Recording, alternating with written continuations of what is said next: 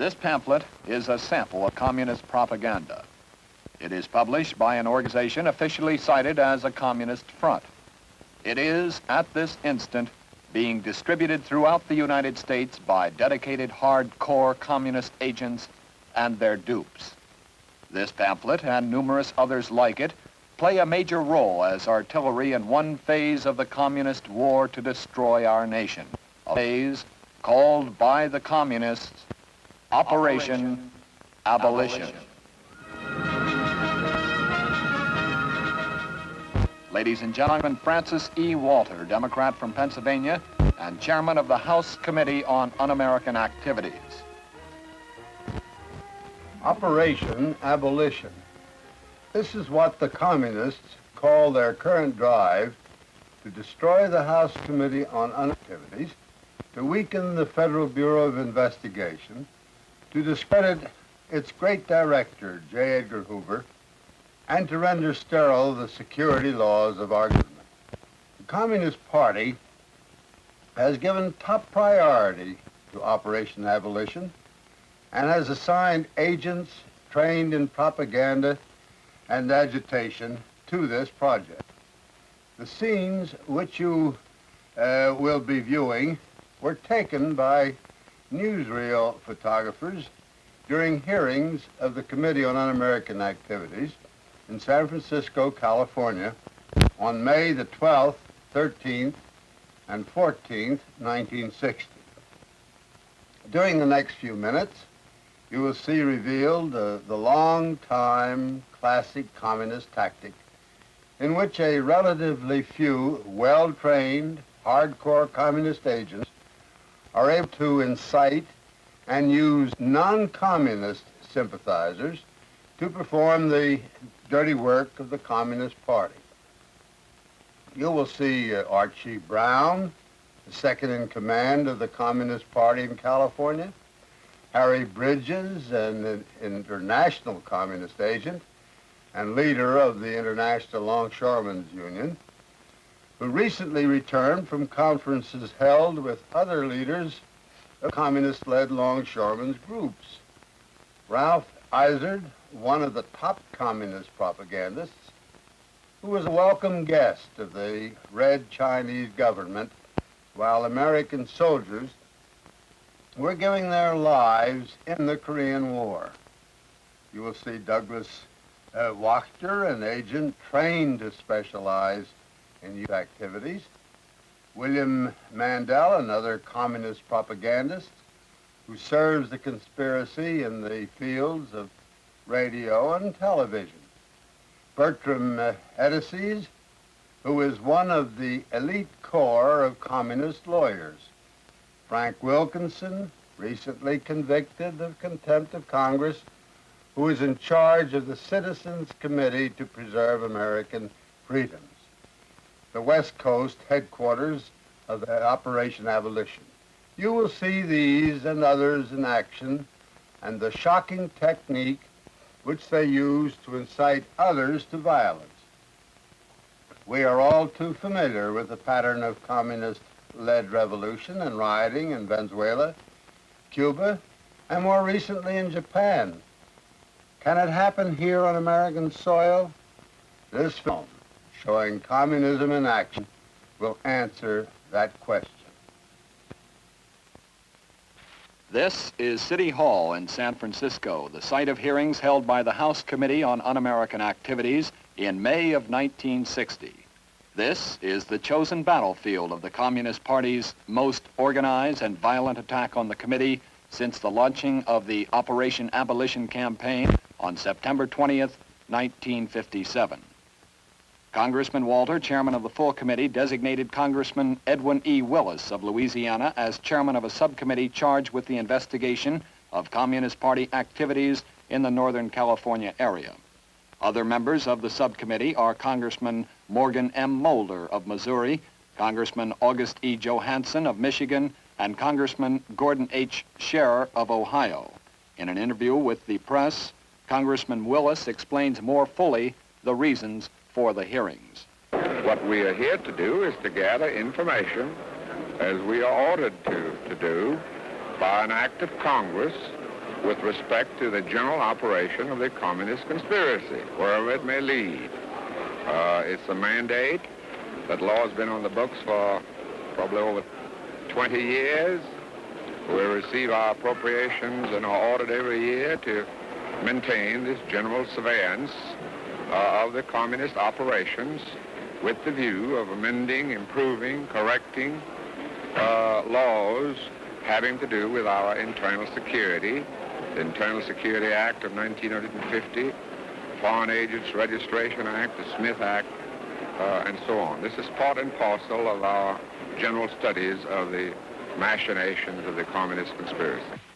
The communist apparatus activated its trained agitators and propagandists in the San Francisco Bay Area months before the scheduled hearings were to begin. The carefully organized protest campaign was climaxed with a student directive published just prior to the hearings on the front page of the official University of California student newspaper, the Daily Californian. The directive reads as follows. The Student Committee for Civil Liberties plans to picket the hearings today. It has issued a call for students to attend the rally and hearings and suggests that people laugh out loud in the hearings when things get ridiculous. That is the end of the quote. Among the communist leaders who had an active part in the San Francisco Abolition campaign and the protest demonstrations were Harry Bridges, whom you see here being escorted out of City Hall by police officials moments before the rioting broke out. Archie Brown, another longshoreman, played a major role in inciting the demonstrations against the committee. He is identified as the number 2 man in the California Communist Party and, admittedly, has been a party member for some 20 years. In the course of the 3 days of the hearings, Archie Brown had to be ejected from the hearing room on 3 separate occasions. Archie Brown was active in distributing propaganda pamphlets outside of the City Hall building. He had been subpoenaed by the committee as a witness. Another top communist agitator, also subpoenaed as a witness, was Merle Brodsky, whom you see here participating in the chanting and singing demonstrations immediately outside the hearing room. Merle Brodsky was ejected from the hearing room on 2 separate occasions for leading demonstrations while the committee was receiving testimony. Young Douglas Wachter, another Communist Party member, played an important role in the student riots. A sophomore at the University of California, Douglas Wachter was a delegate, together with his father, Saul Wachter, to the 17th National Convention of the Communist Party in December of 1959. The opening day of the hearings, Thursday, May 12th, finds City Hall almost completely surrounded by picketers protesting the committee's appearance. Inside the building, the committee has reserved the largest hearing room in the city with a seating capacity of over 400 to accommodate an anticipated crowd. Upon request, the committee has issued nearly 100 passes to individuals representing various patriotic and religious groups, and the remainder of the chambers is filled with students, longshoremen, and the wives and relatives of subpoenaed witnesses. Officials admit spectators to the room's capacity, while others are asked to remain outside until vacancies occur. At this point, professional communist agitators in the halls begin leading the crowd in chants and songs while the committee attempts to conduct its proceedings inside. During the morning session, the student contingent, together with subpoenaed communists, succeeded in disrupting the committee hearings time and time again. Shortly after 11 o'clock, Chairman Willis is forced to ask police to eject Archie Brown, several students, and Merle Brodsky from the hearing room.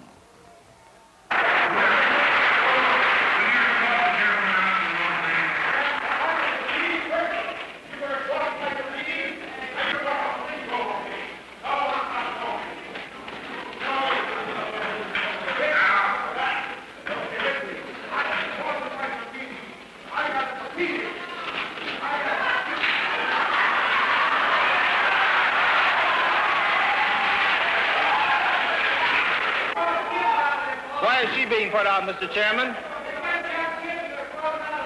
You want in here?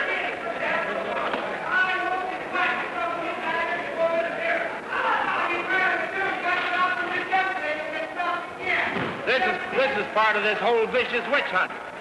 Douglas Wachter is called to the stand and interrogated by Staff Director Richard Ahrens. He is asked about his Communist Party membership and his activities as a communist in various phases of college life. I respectfully object to the question on the same grounds. Any question as to my political beliefs, association statements, deprive me of the right of free speech, press, assembly, and petition. The House Un-American Activities Committee serves no real legislative or constitutional purpose.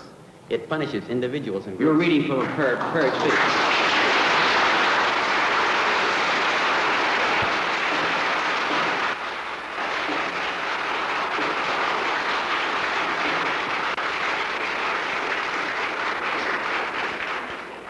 You're reading from a prepared statement. That's all right. Let him ask the question. Continue reading it, please. It punishes individuals and groups for their political ideas and associations through public exposure and condemnation. Now, I'm sorry. You are refusing to answer on the basis of the First Amendment. Is that correct? I have objected to the question. It punishes individuals and groups for their political ideas and associations through public exposure and condemnation, often resulting in economic sanction. I cannot cooperate with the committee in answering any such questions. I feel I have an obligation as a citizen of this country to preserve the Constitution, and I do not feel I can do so in good conscience by allowing the House Un-American Activities Committee to inquire into my beliefs or associations. Mr. Wachter has not at this point invoked provisions against self-incrimination of the Fifth Amendment. He is ordered and directed to answer a question concerning his Communist Party membership. I decline to answer that question on the grounds previously stated, and I also respectfully refuse to answer that question on the constitutional grounds that I cannot be forced to bear witness against myself. During the noon luncheon recess, a protest rally in Union Square attracts nearly 1,000 students and spectators. They listen intently as two San Francisco assemblymen and a prominent clergyman unleash bitter attacks against the House Committee on Un-American Activities. The rally is designed to incite further resentment against the committee and to recruit more volunteers for action. The rally accomplishes its major objectives, for during the afternoon session, hundreds of additional students crowd into the corridors of City Hall, attempting to gain entry to the already overcrowded hearing room. Students left outside the room step up their chanting and singing, turning the hallways of City Hall into complete chaos. Officials are unable to maintain order. Meanwhile, a group of subpoenaed communist witnesses have already begun a demonstration inside the hearing room as the committee prepares to hear the first testimony of the afternoon. Chairman Willis calls for but to no avail, and the members of Congress wait through the hostilities as a specially trained police squadron is called to the scene to attempt to restore order. From left to right, you see Communist Party members Ralph Izzard, Archie Brown, Salutarian Sweet, and Saul Wachter, all especially trained in agitation and incitement to riot. Set out for some witness tonight on the news of that. Next witness, if you please. Barbara Harlow, please resume the witness stand. We want to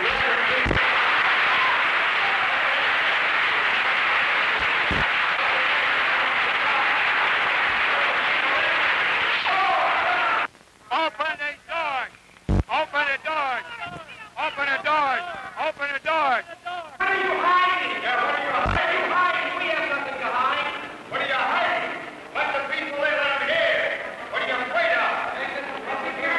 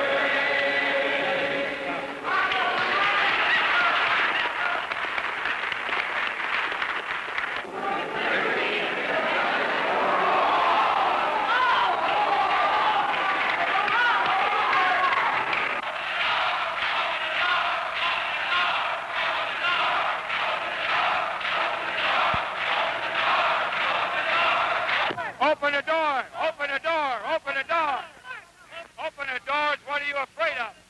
Open the doors. Here comes the goose squad. This is Americanism. Watch this Americanism in action. Wow, watch this Americanism in action. Watch this Americanism.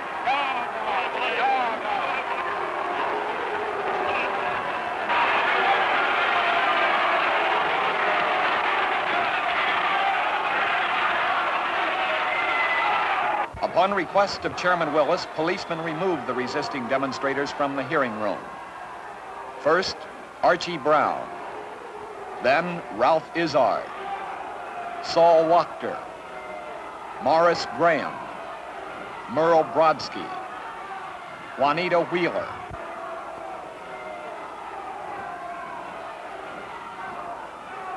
and finally, Salutarian Sweet. Chairman Edwin Willis issues another call for law and order in the hearing room. That these hearings have been conducted in a dignified fashion. The only earthly reason why the people's door is not open is this. In no courtroom in America are people allowed on the side aisles unless they order it. In no picture show or other public function are people allowed in the side aisles without being ordered. That is the only reason why this thing has been brought about. We were very patient this morning. We will continue to be patient but firm and decided. Now, this thing was brought about by disorderly conduct this morning. On the second day of the hearings, Friday, May 13th, loudspeakers are set up across the street from City Hall in an attempt to alleviate the crowds trying to gain entrance to the hearing room. Nevertheless, hundreds of students, longshoremen, and spectators crowd into the City Hall building as picketers continue to demonstrate outside the building. Officials admit over 200 of the crowd to the hearing room until it is once again filled to capacity.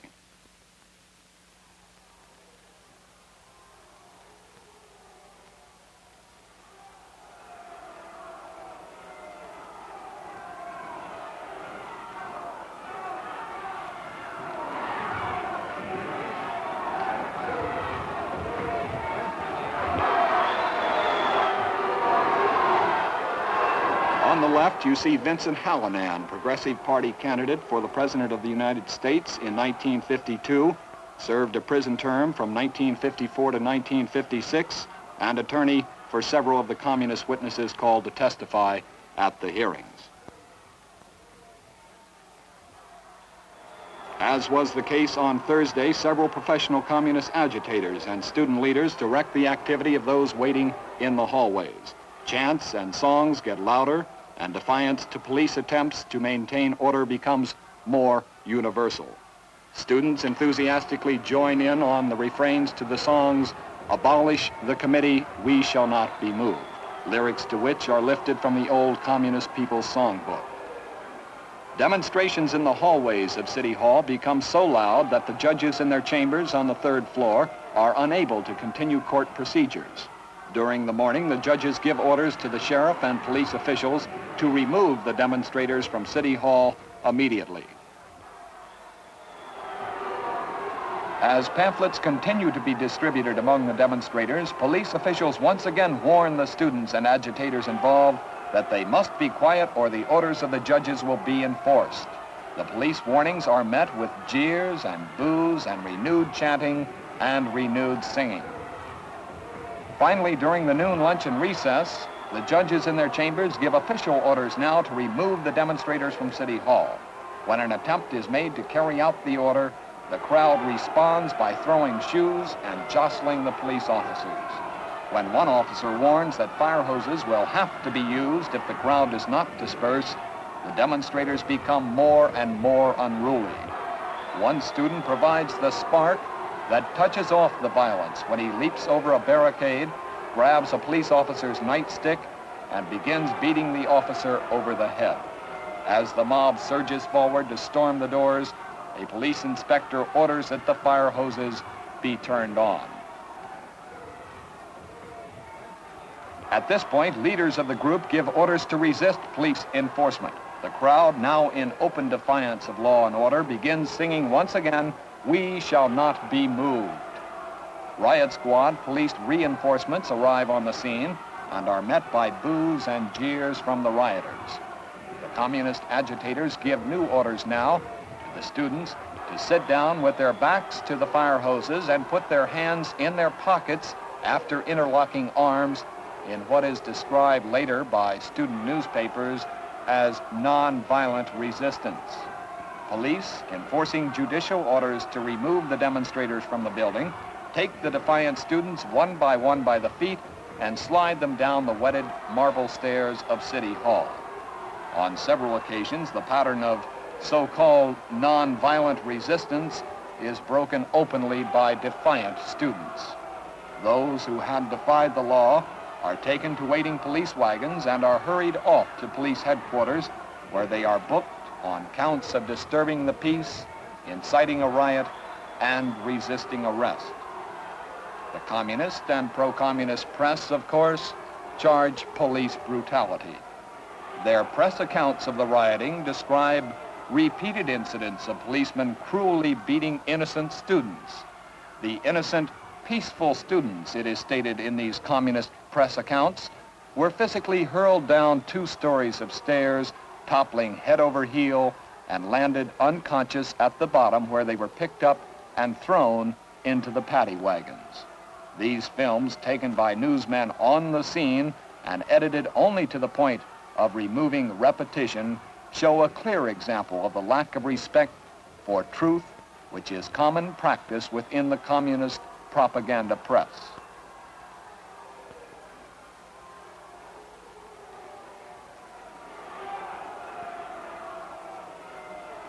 The Communist Party emerges from the riots with only a handful of its party members arrested and none injured. 4 students suffer minor injuries. 8 policemen are injured to the point where they require hospitalization.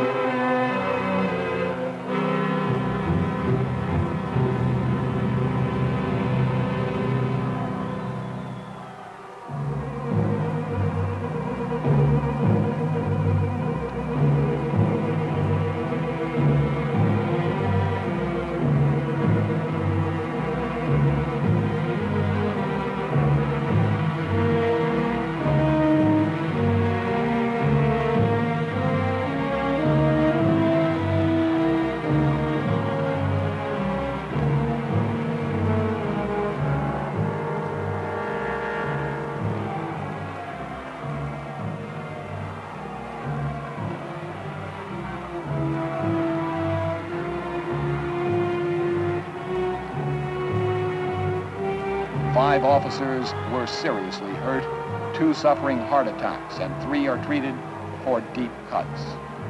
Here you see Patrolman Frank Dunphy, aged 61, who suffered a stroke when he was knocked down by student agitators.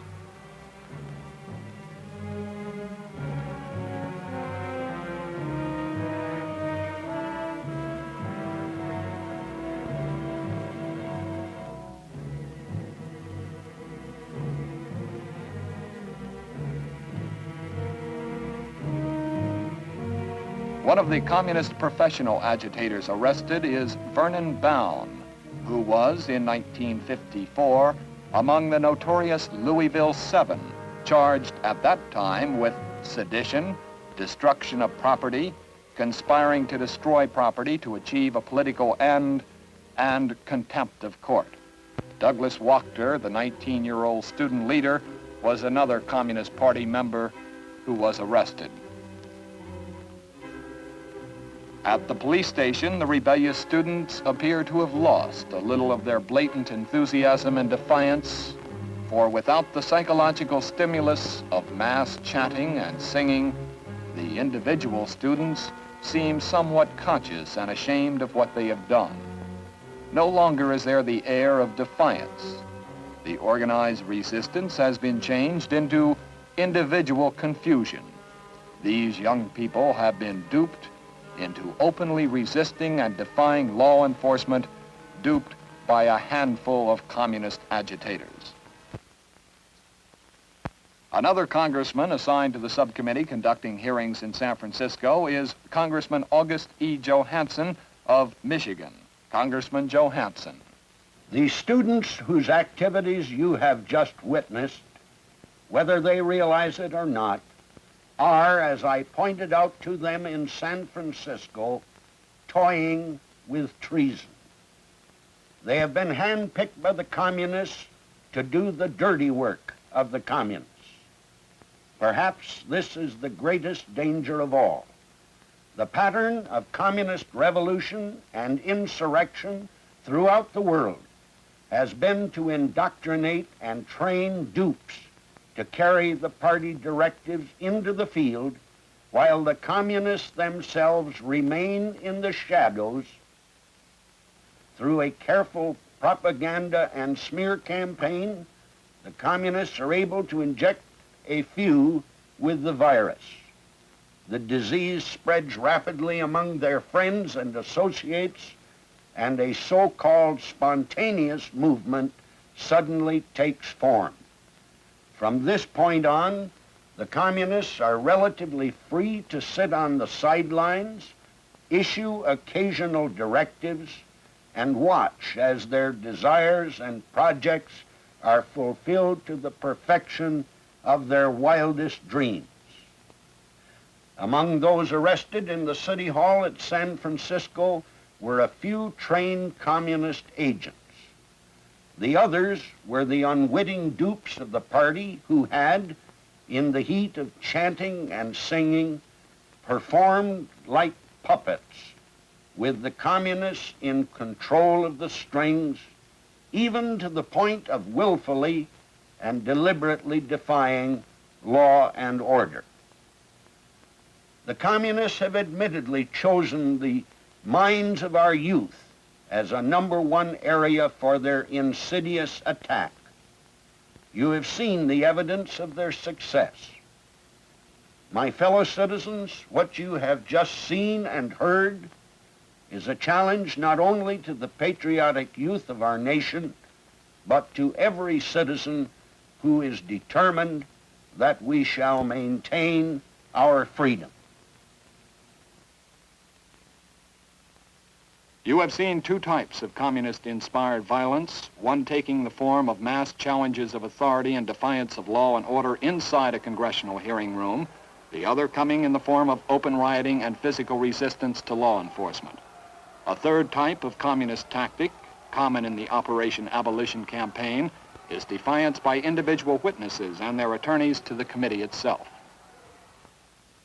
Archie Brown, already ejected from the hearing room on 2 occasions, is called to the stand and sworn in. He asked the chairman to shift the lights. Esmond, turn off those lights, sir. Mr. Chairman, could we shift the lights a bit? Just shift them.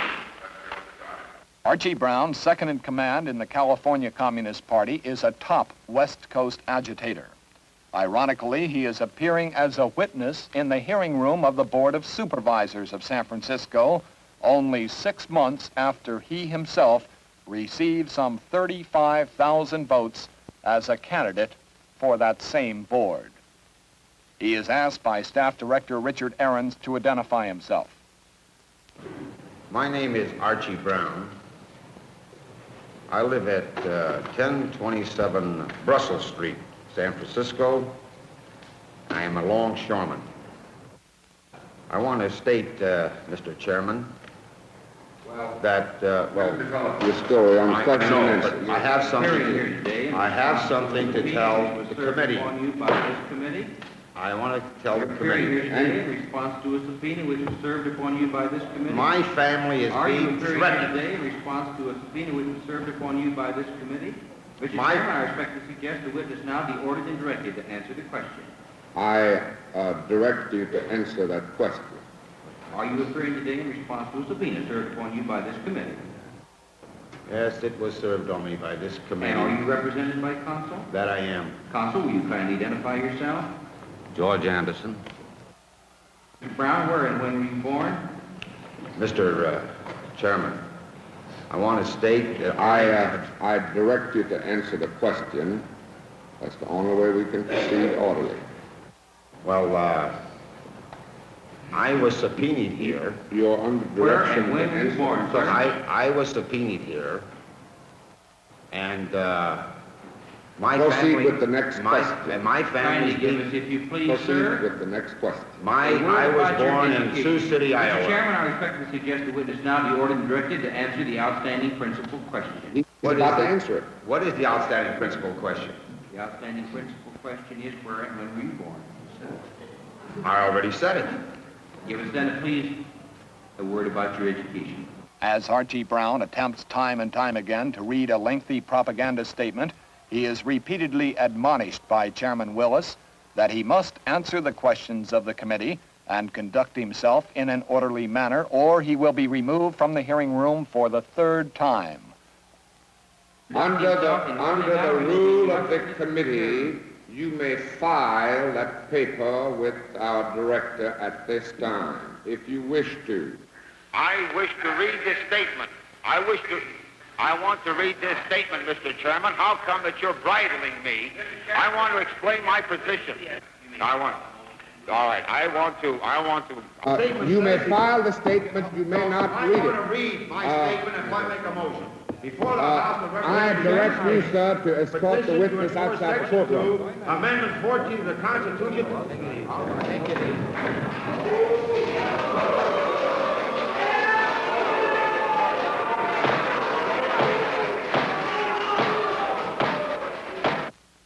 Another defiant witness is William Mandel, an identified agent of the Communist Party who is employed as a radio and television news commentator in the San Francisco Bay Area.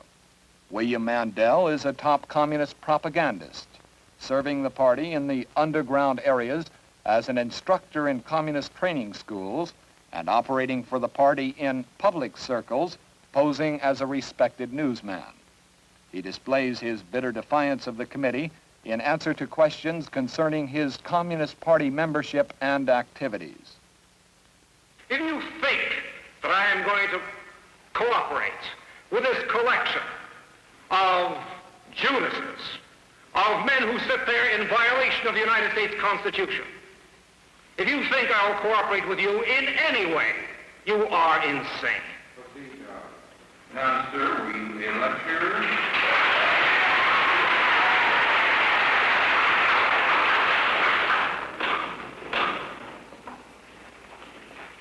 When asked about his role as a communist in lecturing before the communist-conceived California Labor School in San Francisco, William Mandel replies, This question has no purpose other than to harass me.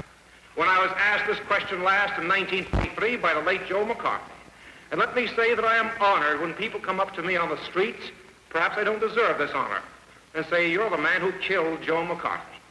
Because I happened to appear on the first day of the book-burning hearing, and I did my best to conduct myself in the manner which I'm conducting myself today. If there were any such evidence against me under any law, the proper authorities could move against me. This body is improperly constituted. It is a kangaroo court. It does not have my respect. It has my utmost contempt. And I am not going to answer that question, sir. This, then, is the pattern employed by the communists, their dupes and sympathizers in Operation Abolition. Another congressman assigned to the subcommittee conducting hearings in San Francisco is Congressman Gordon H. Scherer of Ohio. Congressman Scherer. One of the top communist agents assigned to Operation Abolition is Frank Wilkinson, recently convicted for contempt of Congress for refusal to answer questions concerning his Communist Party membership and activities. Frank Wilkinson's job for the Communist Party consists of one prime duty: to incite resistance and trouble for the House Committee on Un-American Activities in any given location where the committee is to conduct hearings. Frank Wilkinson was in San Francisco during the May hearings. He arrived in the city prior to the committee to organize the so-called spontaneous public demonstrations against the committee and the hearings. Moreover, he was actually in the corridors, issuing instructions and inciting hostile action against the committee during the hearings. Frank Wilkinson was interviewed by newsmen shortly after he had been agitating among the student demonstrators. Listen to this interview closely, because in it you will hear Frank Wilkinson, a communist agent, explain his communist jargon, his function for Operation Abolition. Well, have you had anything to do with the demonstrations in front of the City Hall today? No, I've just been an observer of those. I understood you had said you were organizing protests against the committee.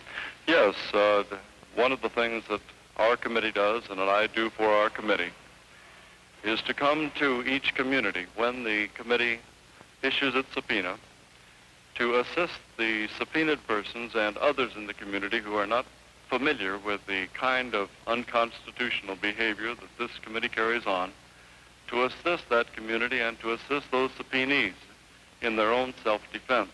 In the committee hearings today, you were called an international communist agent. Are you a communist?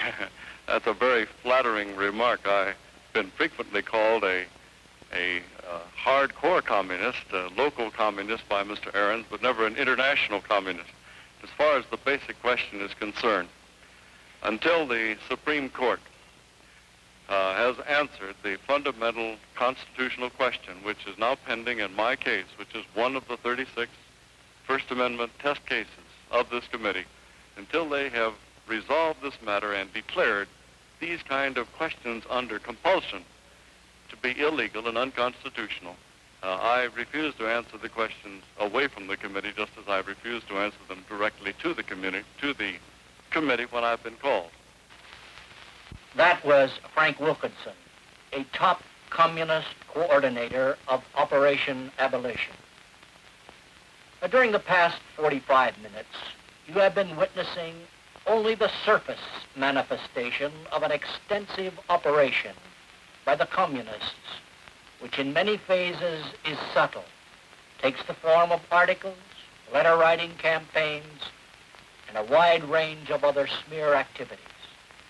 Not for the purpose of improving the investigative techniques of congressional committees, and not for the purpose of defending civil liberties as they would have you believe, but for the avowed objective of destroying the Committee on Un-American Activities and our nation's entire security program. You have seen communism in action, the same communism which is, at this instant, attempting to devour the world through subversion, revolution, deceit, sabotage, and vicious propaganda. You have, through these films, seen communism with its mask ripped off, with its sweet facade uncovered, and its hard, bitter, and determined core revealed.